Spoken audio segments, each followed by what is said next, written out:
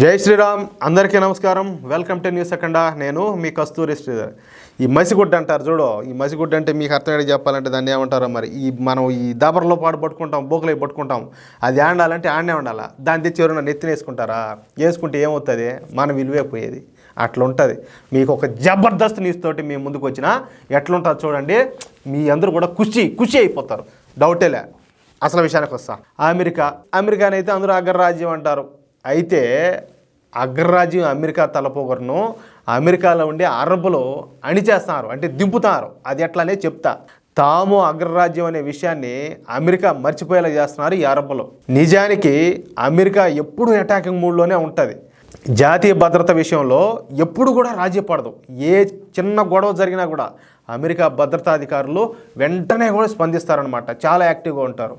అలాగే కఠిన చర్యలు కూడా చేపడతారు. వాళ్ళు అవసరమైతే స్పాట్లోనే షూట్ చేసి పారేస్తారు. మనం ఎన్ని చూడాలి ఆ వీడియోల్లో. ఆ విధంగా ఉంటారు అనమాట. వీళ్ళ ఆర్డర్స్ కోసం వాళ్ళు వెయిట్ చేయరు. ఏదైనా అలాంటి పరిస్థితి ఏదైనా ఏర్పడింది అంటే ఏమి ఆలోచించకుండా నిస్సంకోచంగా కాల్చేస్తారు. అది విషయం. అయితే ప్రస్తుతం ఇజ్రాయెల్ హమాస్ యుద్ధం జరుగుతూ ఉండే సంగతి మనకు అందరికి కూడా తెలిసిందే. ఇజ్రాయెల్ దాదాపుగా హమాస్ తీవ్రవాద సంస్థను తోదముట్టించింది. ఇంకా 10% మాత్రమే హమాస్ బ్రతికుండాది. దీంతో ఇజ్రాయెల్ ప్రధాని ఈ బెంజమిన్ నెతన్యాహు ఏంటంటే హమాస్ మొత్తాన్ని అంతం చేసే వరకు మేమైతే నిద్రపోమని చెప్పి యుద్ధాన్ని అయితే ఆయన కొనసాగిస్తూ ఉన్నాడు, ఒక ధీరుడు మాదిర. ఇజ్రాయెల్ చేస్తున్న ఈ యుద్ధానికి అమెరికా అంతో ఇంతో సాయం కూడా చేస్తుంది. ఈ క్రమంలో ఇజ్రాయెల్ ప్రధాని నిన్న అమెరికాలో పర్యటించినారు. అమెరికా సహాయం కోసం ఇజ్రాయెల్ ప్రధాని ఈ బెంజమిన్ నెతన్యాహు అయితే అమెరికాలో పర్యటించినట్టు మనకు తెలుస్తూ ఉంది. అయితే ఇజ్రాయెల్ ప్రధాని ఈ బెంజమిన్ నెతన్యాహు అమెరికాలో పర్యటించడంపై అమెరికాలో నివసిస్తున్నటువంటి అరబ్ ప్రజలు తీవ్రమైనటువంటి ఆగ్రహం వ్యక్తం చేశారు. వేలాది మంది అమెరికన్ అరబ్బులు అమెరికా రాజధాని వాషింగ్టన్ చేరుకొని ఆడైతే రచ్చ చేశారు. ఊరికే కూడా కాదు, పెద్ద దిష్టి బొమ్మలు తయారు చేసి వాటిని తగలబెడతా కొన్ని విచిత్రమైన డిమాండ్లు చేశారు. ఆ డిమాండ్లు అంటే మీకే అనిపించాలి, ఇదేం చిత్రం రా స్వామి, ఈ దేశం ఎవరిది, వీళ్ళు ఎవరు, వీళ్ళ కథ ఏంది, వాళ్ళ అజమాయిషి ఏంది, వాళ్ళ పెత్తనం ఏంది అనేది మీకు అర్థమవుతుంది. చెప్పినాక మీకే అర్థమవుతుంది. చూడండి చెప్తా. ఆ డిమాండ్లు ఏంటి అయ్యా అంటే ఇజ్రాయెల్ దేశాన్ని తీవ్రవాద దేశంగా గుర్తించాలంట. చూడండి ఇది కథ. అట్లాగే ఇజ్రాయెల్ ప్రధాని బెంజమిన్ నెతన్యాహును అరెస్ట్ చేయాలంట. ఇక ఇజ్రాయెల్తో అమెరికా పూర్తిగా సంబంధాలు తెంచుకోవాలంట. అలాగే అమెరికాలో ఉన్న యూదు ప్రజలను అమెరికా నుంచి అయితే ఎలగొట్టాలంట, అంటే గెంటియాల. ఇలాంటి దిక్కుమాల డిమాండ్లు పెట్టుకొని ఈ అరబ్బులు వాషింగ్టన్లో పెద్ద ఎత్తున గోల వేశారు. చివరికి అమెరికా జెండాను చూసారా, ఎంత ధైర్యమో, అమెరికా జెండాను తగలబెట్టి దాని స్థానంలో పాలస్తీనా జెండా ఎగరేశారు. చూడరా స్వామి, ఇదే మన చేతగానితనము, మన అసమర్థతే ఇదిటోండి హీరోని చేస్తుంది. వంగని పెట్టి తొక్కుంటే ఎట్టబోయిందిరో, దిక్కు దివానం లేకుండా పోయిందిరో.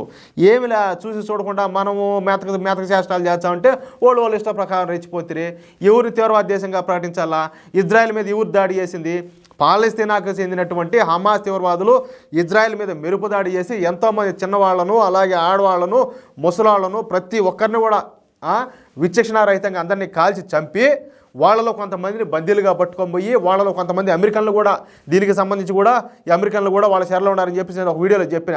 ఇట్లా అందరినీ బందీలుగా పెట్టుకొని ఒక ఆడంగుల వాళ్ళ మాదిరి వీళ్ళందరినీ అడ్డబెట్టుకొని ఇజ్రాయెల్ మీద దాడి చేద్దామని చెప్పి ప్రయత్నం చేస్తూ ఉంటే ఎవరిది తీవ్రవాద భావజాలం? ఎవరిని ఎల్లగొట్టాలా?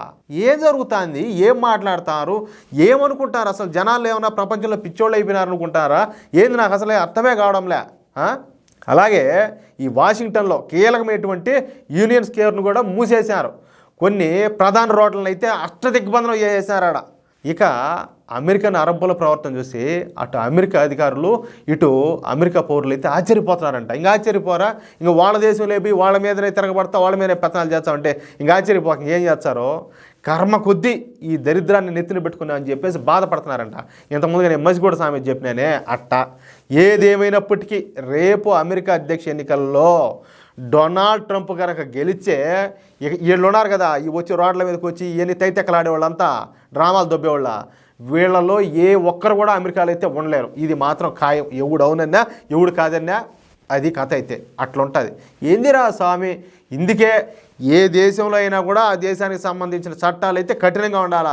పక్కన ఎవడో వచ్చాడు మేము రికార్డ్ డ్యాన్స్ చేస్తామంటే వంగబెట్టి వేయాలా, ఇంక మామూలుగా అయితే ఉండదు. లేకపోతే ఇంకా ఆ దేశ భవిష్యత్తు అయితే ఇంకేలా కాలగర్భంలో కలిసిపోయినట్టే, ఆ దేశానికి నీళ్లు వదిలినట్టే మనం. అది కథ. ఈ వీడియోపై మీ యొక్క అమూల్యమైన అభిప్రాయాలను దయచేసి ప్రతి ఒక్కరు కూడా ఖచ్చితంగా కామెంట్ రూపంలో తెలియజేయాలని చెప్పి కోరుకుంటూ, మీరు కామెంట్ పెట్టాలా, మేము ఆ కామెంట్లు చూడలేక దానికి లైకులు కొట్టలేక మేము వలిసిపోవాలా. ఎట్లా పెడతారో పెట్టండి.